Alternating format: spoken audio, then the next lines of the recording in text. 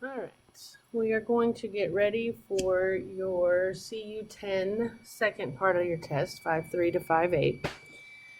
Number 1 says the point given below is on the terminal side of an angle theta. Find the exact value of each of the 6 trigonometric functions of theta. So they're giving you the point 3, -3. Well, 3 to the right, -3 down would be somewhere over here. So we are drawing our angle, our reference triangle in quadrant 4. Okay, and they're telling me that this is 3 over, 3 down. So I have to find the hypotenuse, or the radius, if you will, of my circle that I'm creating here. So if I do leg squared plus leg squared equals my radius squared, hypotenuse, but in this circle it's a radius. So that would be 9 plus 9 equals r squared. So r squared equals 18 square root, and I get r equals 3 square roots of 2. If you don't remember, I have to break down 18. By 2 is 9. By 3 is 3. I get a perfect 3 square roots of 2. So there's my r. So now I know that x is 3, that y is -3, and that r is 3 square roots of 2. And now I can use my circle trig definitions, if you will. Alright, so if I want to find sine theta is y over r, which is going to be -3 over 3 square roots of 2, which I have to rationalize, so I'm going to multiply by a square root of 2. That gives me -3 square roots of 2 over 3 times 2, which gives me -3 square roots of 2 over 6, which gives me a negative square root of 2 over 2 if I reduce. Okay, cosine theta is x over r. So that's going to be 3 over 3 square roots of 2. Have to rationalize. So multiply by a square root of 2, a square root of 2. I get 3 square roots of 2 over 3 times 2, which is 3 square roots of 2 over 6, which is just the square root of 2 over 2 if I reduce. Okay, tangent theta is y over x. So my y is -3, my x is 3, so I get -1. Cosecant theta is 1 over y, so I put 1 over -3, which gives me -1/3. When you don't usually put a negative on top or on bottom, you usually just stick it in the middle. Okay. Oh, wait a second. Cosecant, why, what are we doing? Oh, r over y, my bad, I'm sorry. I was thinking we were in the unit circle. R over y, so that would be, my radius is 3 square roots of 2, and that reduces down to the 3's cancel, so I just get a negative square root of 2. Sorry about that. Alright, secant theta is r over x, which is 3 square roots of 2 over 3, which gives me a positive square root of 2. And then cotangent theta is x over y, which gives me a positive 3 over -3, which gives me -1. Okay? Alright, evaluate the trigonometric function at the quadrantal angle or state that the expression is undefined. If I'm in the unit circle now, pi over 2 is in the unit circle. That's where my radius is 1. Alright, so if I go to pi over 2, okay, there's my coordinates, 0, 1. Sine of theta is y over r. My y is 1, and the radius in a unit circle is 1, which means sine of pi over 2 equals 1. Okay. Alright, do this one. We've got tangent of 3 pi over 2. 3 pi over 2 is right here. Tangent of 3 pi over 2 is y divided by x. The y-coordinate here is -1, the x-coordinate is 0, and division by 0 is undefined. Alright, so this one says, find the exact value of each of the remaining trig functions of theta. Alright, first of all, you got to figure out what quadrant you're in, and they got to tell you. This says I'm between 270 and 360, so I'm somewhere in quadrant 4. Let's draw any kind of triangle in quadrant 4. Now, it tells me that cosine of my angle is 4 over 5. So they're telling me that adjacent to me is 4 and my hypotenuse is 5. So this has to be 4, this has to be 5. And I can find, now this is positive because it's going right. Your hypotenuse is never negative. Okay, so it's positive. So I got to find my other leg. Well, if I do 4 squared plus the leg squared equals the hypotenuse squared, I get leg squared equals 25 minus 16, which is 9. So my leg is plus or minus 3. And I know it's going to be negative because I'm going down. Okay? So now I know that x equals 4, y equals -3, and r equals 5. So to do sine is y over r. That's going to be -3 over 5. Tangent is y over x, so that's going to be -3 over 4. Secant is r over x, so that's going to be 5 over 4. Cosecant is r over y, so that's going to be 5 over -3. Again, notice they put the negative out front. They don't usually keep it on top or on bottom.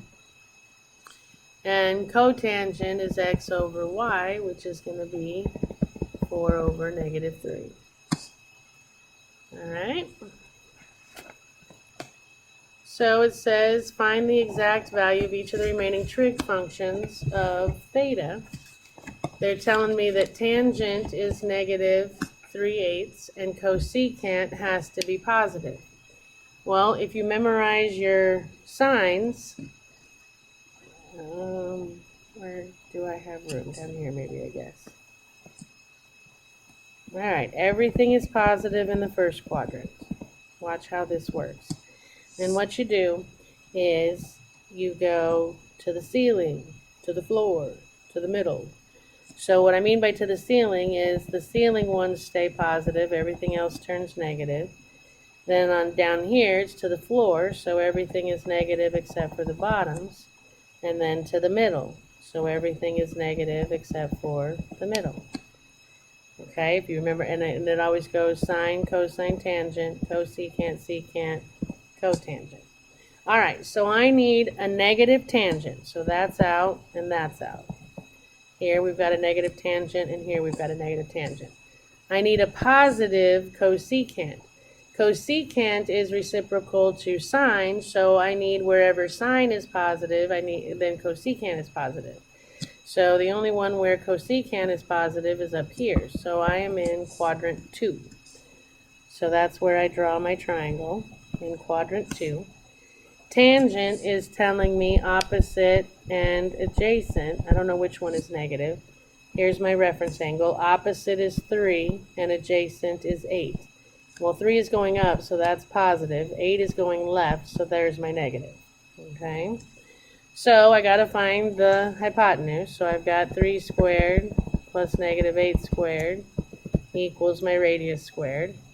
That's 9 plus 64 equals radius squared, which is 73 equals r squared. So r equals the square root of 73, and that cannot be negative, so it's positive.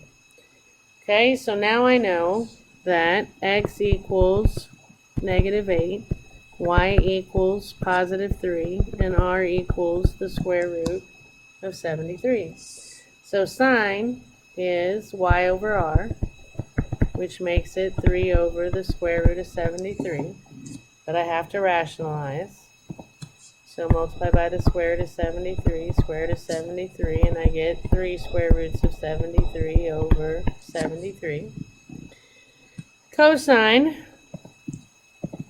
is x over r. My x is negative 8. My r is the square root of 73. Again, I have to rationalize. So times the square root of 73 times the square root of 73, I get negative 8 square roots of 73 over 73. Cotangent is x over y.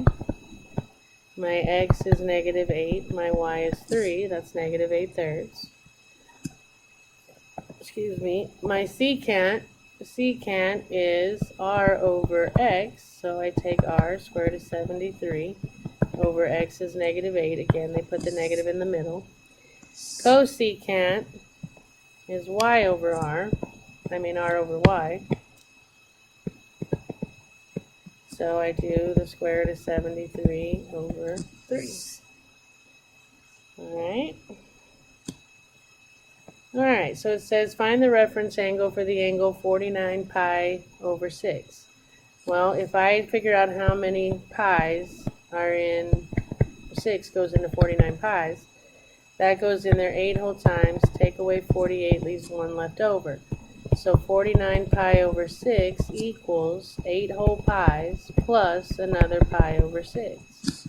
So if I graph that, 1 pi, 2 pi, 3 pi, 4 pi, 5 pi, 6 pi, 7 pi, 8 pi, and then I'm going to go another pi over 6.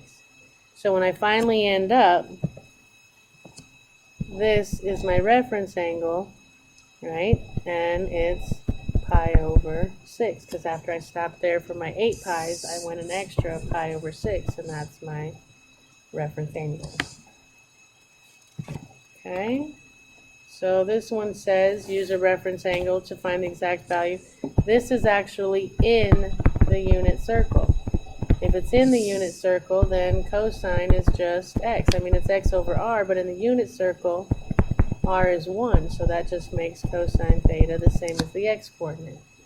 So if I go to 210 degrees, that's here, cosine is x, so cosine of 210 degrees is negative square root of 3 over 2.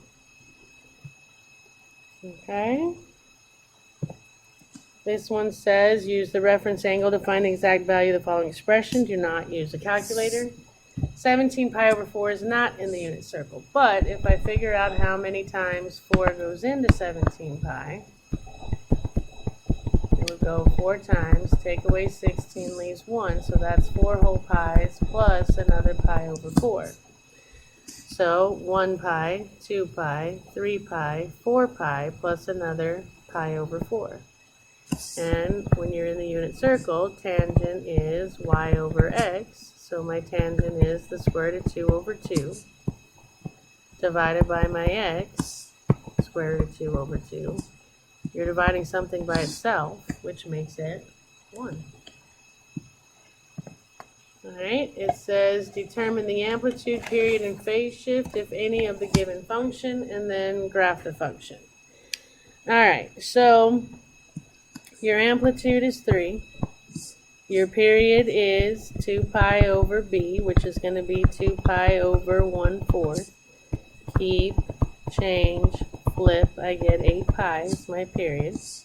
The phase shift, that would be over here, that's c, and it's not, there's nothing there. Phase shift is c over b, but I don't have a c, so that'd be 0 over 1/4, which is 0. And then to graph it, and I'm not really sure what they make you type in to graph it. I should have looked. But if we were doing this by hand, I would say that my scale, if I was drawing this myself, my scale is going to be 8 pi divided by 4, which is 2 pi. So 2 pi, 4 pi, 6 pi, 8 pi would be done to do sine, I'm going to start at 0, 0. 2, 3, 1, 2, 3. At my next mark, I go to up amp, and then I go to center, and then I go to down amp, and then I go to center again. And you can see I got to go through 4 pi and 8 pi. Okay. Alright, so let's do this one. We've got an amplitude of 5 because it's the absolute value of A. The period is going to be 2 pi divided by B, so that's just going to be pi. The phase shift is C over B. My C is positive pi, because you change that sign, divided by my B is 2, and I can't simplify, so my phase shift is pi over 2. And then you have to graph that. Well, you're going to notice how, well, all right, so if I was graphing this by hand, 1, 2, 3, 4, 5, sorry, I've got a phase shift of pi over 2. So this is going to shift over to pi over 2. My scale is going to be my period, which is pi, cut in 4. So my scale is pi over 4. Alright, so if I look at that, I'm going to have my first point is going to start at pi over 2, which if I keep everything in 4s, that's the same as 2 pi over 4.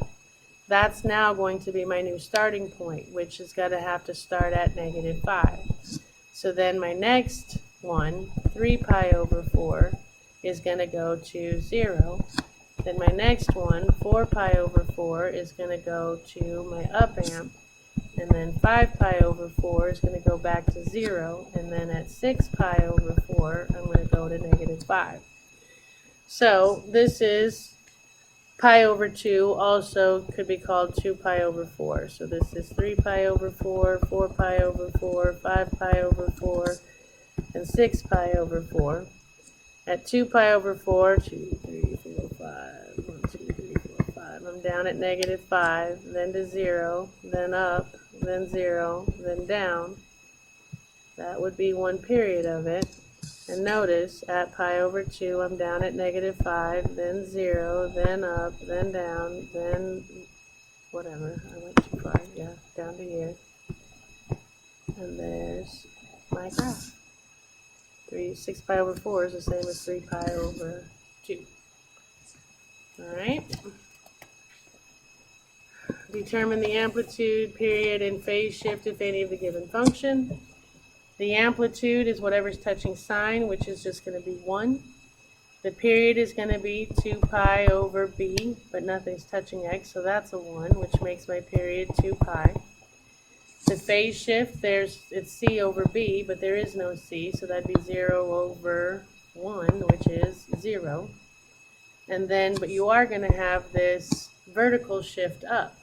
So I'm assuming when you graph this on Math Excel, it asks you for the vertical shift, the phase shift, and all that, and then it just automatically does it for you.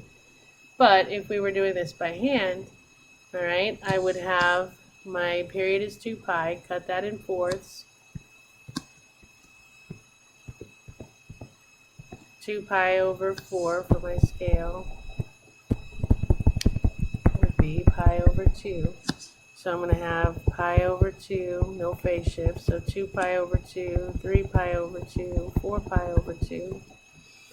And now when you normally would graph, normally it would be 0, 0, but I got to add that vertical shift. We're doing sine, right? The next one would be pi over 2 at the amplitude, which would be 1, but I've got to add 9 to it. The next point, 2 pi over 2, would be back at 0, but I got to add 9 to it. 3 pi over 2 would be at negative amp, negative 1, but I got to add 9 to it. And then at 4 pi over 2, I would be back at 0, but I got to add 9 to it. So my ordered pairs now become 0, 9, pi over 2, 10, 2 pi over 2, 9, 3 pi over 2, 8, 4 pi over 2, 9. 1, 2, 3, 4, 5, 6, 7, 8, 9, 10. A little high there. All right, so I'm going to go 0, 9. And then I'm going to do pi over 2, 10. 2 pi over 2, 9. 3 pi over 2, 8. 4 pi over 2, back to 9. And there's your graph. 0 up to 10. Back to 0. Down to n. Back to midline. And there you go. Alright, so if we graph this one, it says we have an amplitude of 4. My period is going to be 2 pi over b, which is 2 pi over 1/3. Keep, change, flip, I get 6 pi. My scale is going to be 6 pi over 4, which is 3 pi over 2. Alright, so now, what do I got to do? If I were graphing this on my own, I'm going to go 3 pi over 2, 6 pi over 2, 9 pi over 2, 12 pi over 2, which ends you at 6 pi. Alright, so at 0, we're doing sine, so it would be 0, 0, but I got to add 1 to that, so that's going to be 0 plus 1. Then I'd do 3 pi over 2, my amplitude, but I got to add 1. Then I would do 6 pi over 2, back to 0, but I got to add 1. Oh, crap. So 0 plus 1, and then 9 pi over 2 would be negative amplitude, but I got to add 1. I don't want to keep any commas there. And then at 12 pi over 2, we would be back to 0, but I got to add 1. So that gives me my ordered pairs of 0, 1, 3 pi over 2, 3, 6 pi over 2, 1, 9 pi over 2, negative 3, and 12 pi over 2, 1. So if I plot those, 0, 1, 3 pi over 2, 3, 6 pi over 2, 1, 9 pi over 2, negative 3, 12 pi over 2, 1. Sorry, my hand just went to sleep there. Alright, and there you go. Mine looks a little more stretched out because they counted by, wait, why are they going all the way up to 5?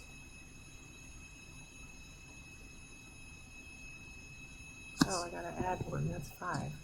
Silly. Thought that looked a little shorter than this one. There we go. Sorry. There we go. That's better. Careful. Alright, this one we have to find an equation for the graph. Well, if you look, this looks like a cosine because we're starting at amplitude. So I'm looking at an amplitude of 2. It looks like to me to go for one period would be where I colored in red. So the period goes from 0 to 4 pi, which makes my period 4 pi. My period equals 2 pi over b, so 4 pi equals 2 pi over b. Multiply by b, I have 4 pi b equals 2 pi. Divide by 4 pi, and b equals, the pi's cancel, and I get 1/2. So now that I have a and b, plug them in, and I get y equals amplitude cosine of dx. Done. Alright, the next one, it says, oops, the average monthly temperature, y, in degrees Fahrenheit for a city can be modeled by this function, where x is the month of the year, January equals 1, February equals 2, December equals 12. It says graph the function for x between 1 and 12. In other words, they want you to look for when x equals 1 all the way through 12. And what is the highest average monthly temperature? And in which month does this occur? Well, if I'm looking, the y's are your monthly temperature. It looks like to me the highest one is 53 degrees, and that would be in July. And so now you're going to want to choose the right graph. Well, I mean, you could do all the math if you want to. We already typed it in the calculator. I just went to y equals and typed this function in, and then went to table to get these values instead of plugging them in myself. So to get the graph, you could probably adjust your window to go from 1 to 12 on x and 10 to 60 on y. You could get it that way, but we could use common sense. We're looking for a sine function. All right, so we've got to, if I just look at 1, it's got to be at 19. Okay, at 1, that's not at 19. At 1, oops, that is 19, they're starting at 1. See, this is 10, this would be 20, that's right underneath there. This would be 10, I don't know what they're counting by here, 15, 20, 25, 30, 30, they're counting by 5s. So this would be 10, 15, no. Alright, this would be, wait a minute, 10,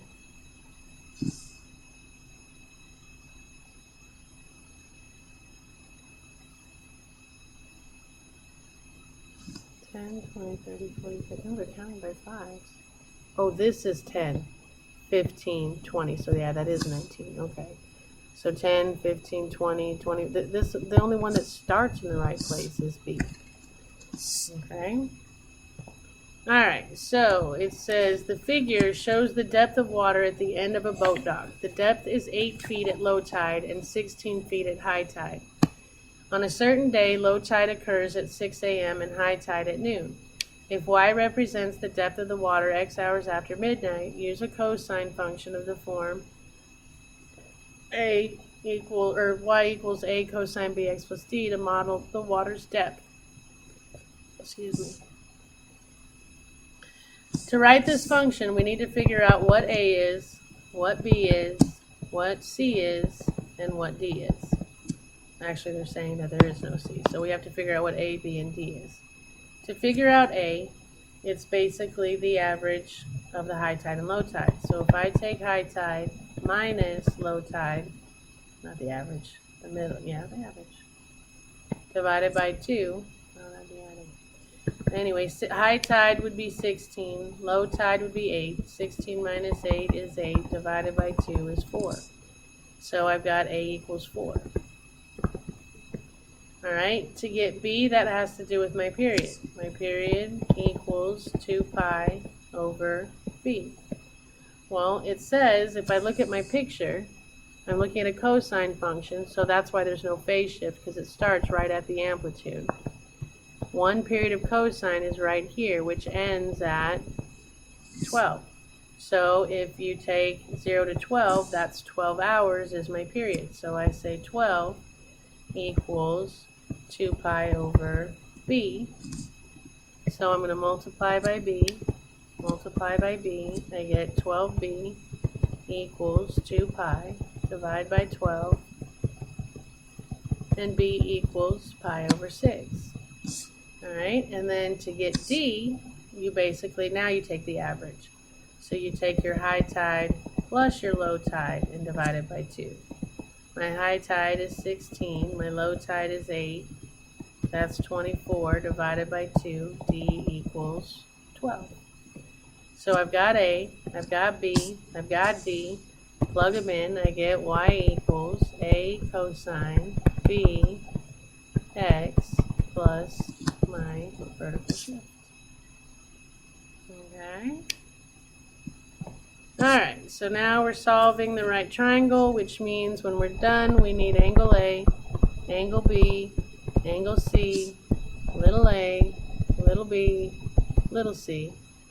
They give me angle A is 59.4. I know angle C is 90, and they give me little c is 54. So if I label my triangle, that's 59.4. Little c is 54. This is 90. Alright, to solve the right triangle, so I need these 3 pieces. To get angle B, the fastest way is to take 180 minus the other 2, and that gives me 30.6 degrees. So there's angle B. Now, to find the other 2 sides, I'm going to use trig. Alright, sorry, my thing came unplugged.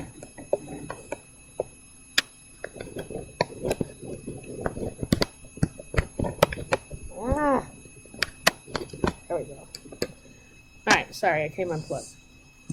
Alright, so if I want to find A and I'm standing here, from that position, A is opposite, B is adjacent, and 54 is the hypotenuse.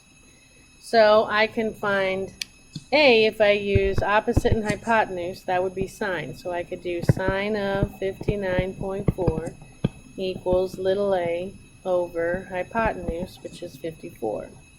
So to solve for little a, I'm going to multiply both sides by 54, and I get little a equals 46.480069.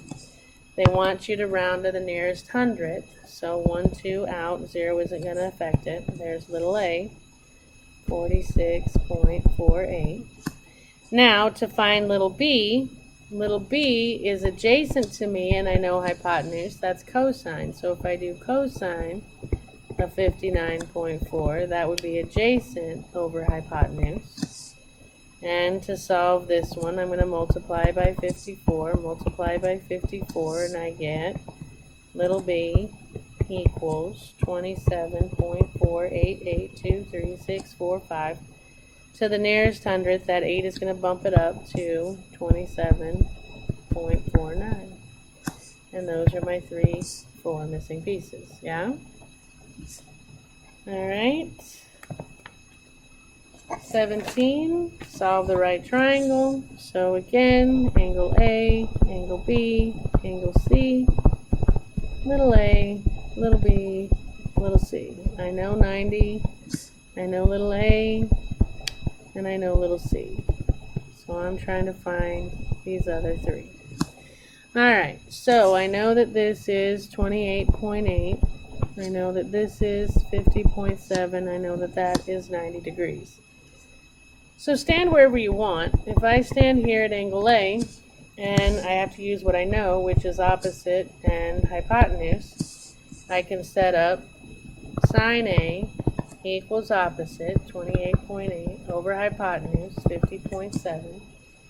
To get A alone, I have to kill sine. To kill sine, I use arc sine on both sides.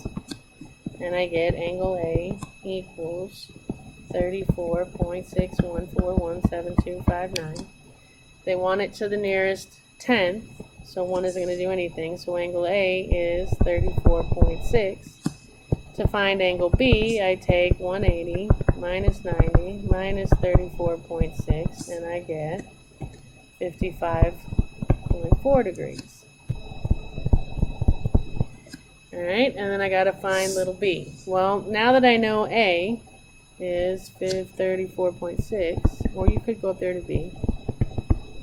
Okay, and I'm looking for b, I can either use opposite and adjacent, or I could use adjacent and hypotenuse.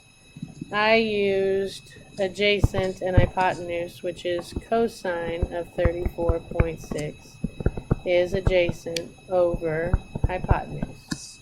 So to get b alone, I'm going to multiply by 50.7, and I get little b equals 41.733013888 to the nearest tenth, and they went out to the nearest hundredth. That's funny. Oh, they said hundredth, sorry. So 1, 2 out, the 3 won't bump it up, and that's 41.73. And I've solved the triangle. Alright, so it says an object moves in simple harmonic motion described by this equation, where t is measured in seconds and d in inches. Find the maximum displacement, the frequency, and the time required for one cycle. Your maximum displacement is your amplitude, so that's 1/3.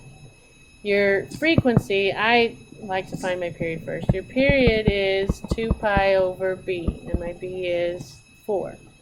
So my period is going to be pi over 2, and then you just flip it to get my frequency. That's 2 over pi.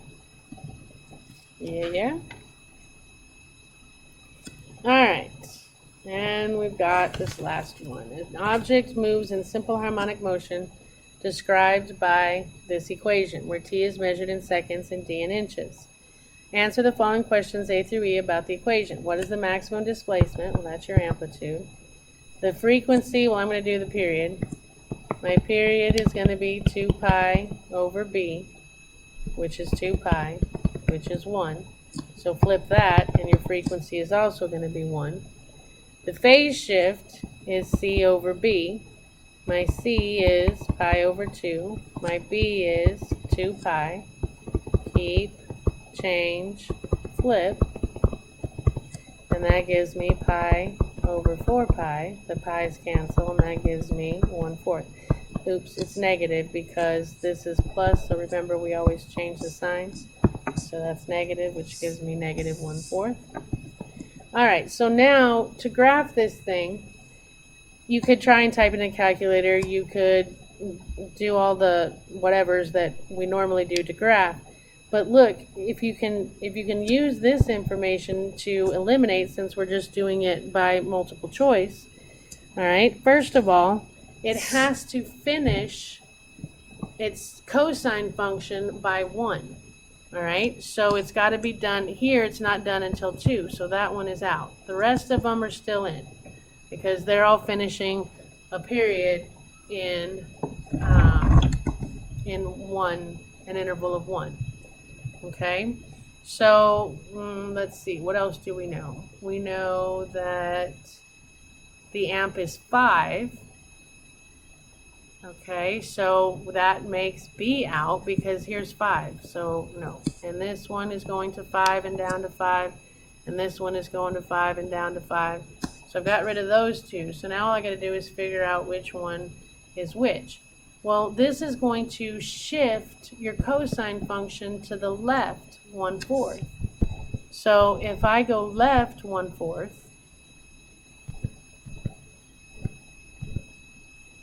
okay, if this is normal cos, when I shift it left 1/4, that's going to move everything over left. So this will be up here now, and then this one will be down, and then this one will be like this. This would be it shifted over. So which one looks like that? This one goes up first, and this one comes down first. And you can see from the graph, they're just showing from here on, I go down first, not up. So it's got to be D. It can't be A. All right. Study hard, my little friends, and we will see you next time.